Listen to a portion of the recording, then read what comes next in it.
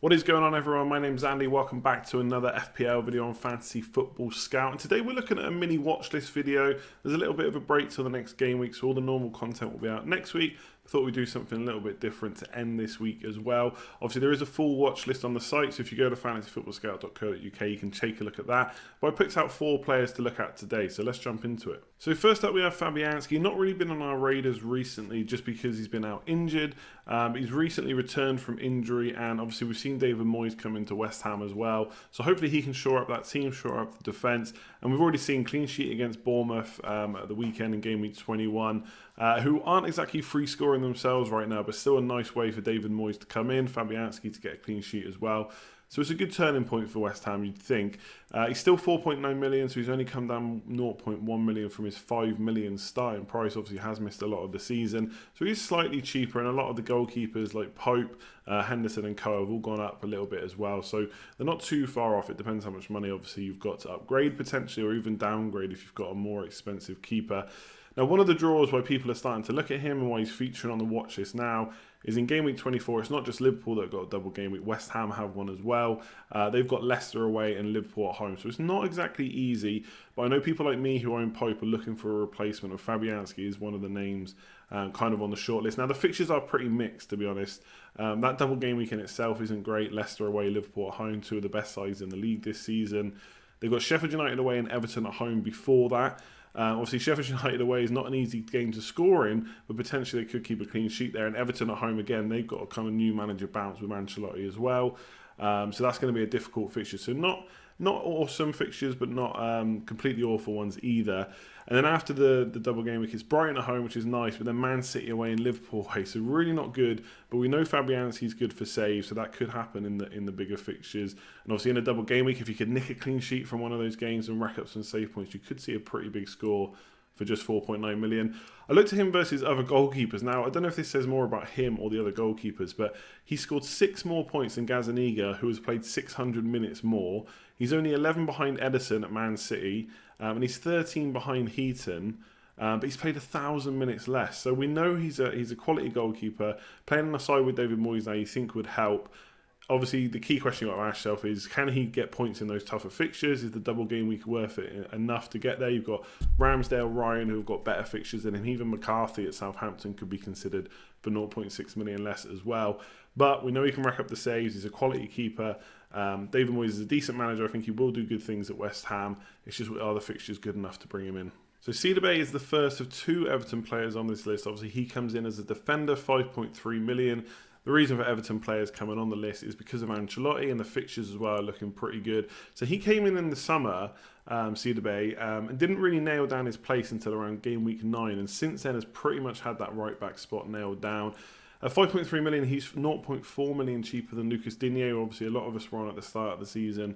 We saw how good he can be last season. But as David said on the Scoutcast recently, Sidibé could be a better option for a less money. So that was a really nice shout. He's only 9 points behind Lucas Digne, but has played 700 minutes less, which is pretty decent return considering the minutes difference.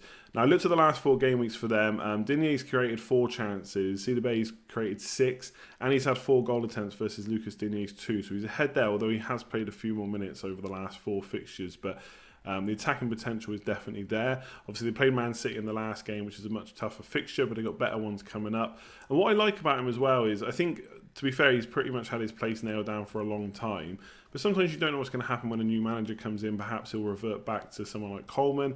But when he's played kind of right midfield or right wing back and Coleman's come into the team, as soon as they revert back to a back 4, he keeps his place, which is pretty ideal, obviously. You want someone that's mostly nailed on. And for that price, it's definitely good. I think fixture-wise, look pretty good for clean sheets. Brighton at home, West Ham away, Newcastle at home, Watford away and Palace at home. So most of those fixtures are pretty good. Obviously, Watford on a bit of a new manager bounce themselves recently. But overall, pretty good fixtures for clean sheets. I think the only kind of issue for him is just kind of a situational thing right now where A lot of people have got 1 or 2 Liverpool defenders. Obviously, Lundstram is so consistent, and in the next coming few weeks, they've got pretty good fixtures. Sheffield United. Lots of people got Leicester defenders as well, and they've got some pretty good fixtures as we're about to find out. So it's maybe a little bit difficult to fit him in right now, but if you need a defender around the 5 million price, with good attacking potential, good fixtures, and a team that I think will do really well over these next 5 or 6 fixtures, then he could be the man for you. So next up is James Maddison at Leicester. Now, this is obviously not a completely under the radar pick. His ownership is still around 26% of overall teams, and for live teams that probably is a bit less. And after 4 blanks in a row before game week 21, he was sold by around 185,000 managers over those game weeks. Obviously, he blanked against Norwich, then blanked twice against Liverpool and Man City, and then didn't play, or at least got rested for most of the game versus West Ham. So a lot of people got frustrated with him and sold him, and maybe fair enough, but I think with the fixtures coming up, it's probably worth a hold. And obviously, he got his 11 points against Newcastle. Could have potentially been more, but he got bought off quite early. Leicester had the game completely wrapped up, so there was no need to keep him on. Now, if you look at his overall score, he's the 5th highest scoring midfielder now, only 7 points behind Sterling. At the time of recording this, he's only 7 points behind Salah as well, although Salah is going to play against Sheffield United this evening, so obviously he could get a bit of a big increase in score there. But decent enough, 5th overall highest scoring midfielder, and has basically been consistent all season. He's ticked over with points. He's got set pieces to rely on. He's got a great striker in Vardy ahead of him, an all-round decent team at Leicester. So him creating chances, obviously from corners and stuff, with Johnny Evans in the box as well, and Soyuncu. Always good targets to aim at. Now, underlying stats over the last 4 are not fantastic, to be honest. 6 chances created and 6 goal attempts, but only 1 in the box. But like I said, was rested for one of those games. 2 of them were against Liverpool and Man City, where, to be fair, Leicester got pretty battered. But you would expect them to do extremely well against the fixtures they got coming up, given that's what they've done all season. Liverpool, Man City, obviously not easy games. So net fixtures coming up for Leicester: Southampton at home, Burnley away, West Ham at home. So next 3 are pretty good. Again, if you're speaking about new manager bounce, obviously West Ham have got David Moyes now. That could be a tough enough fixture, but I think Leicester is just so good, they're going to win the next 3. And Maddison will definitely be in the points. Now, more medium-term fixtures after those 3, it's Chelsea at home, Wolves away, and Man City at home. So not ideal. I think Chelsea's probably okay. And Wolves is never a game that I would expect too many goals to be scored in. And obviously Man City, we saw what they did, but they will be at home this time, Leicester, so that could be decent as well. So I think he's still a good pick for 7.7 million. Obviously, a lot of people rushed to Martial recently, and he's got Norwich at home, so definitely no reason to swap for game week 22. But if you're looking for someone around this kind of price for the next 3 fixtures, I think Leicester and Maddison looking really good. And next up, another Everton player. Can you believe it? Dominic Calvert-Lewin, only 5.8 million striker, looking really good at the moment. And to be fair, a player that I probably never really rated that highly. Everyone would always talk about his potential, and I'd watch him and I was never really that impressed. But he's definitely improved over the last few games. Obviously, when Marco Silva went, Duncan Ferguson came in, and he's kind of been getting 90 minutes ever since, and that's not really changed under Ancelotti as well.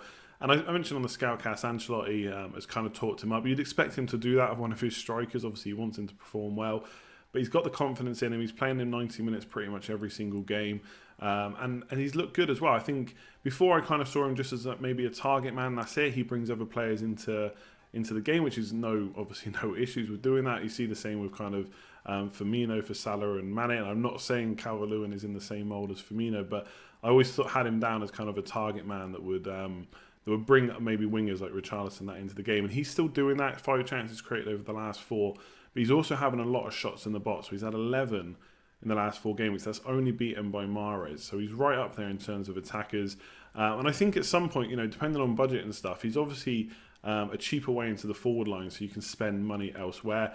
I've got Rashford, and again, a bit like Martial, who I just spoke about. Norwich at home this week, no reason to sell him, but after that, I may well do.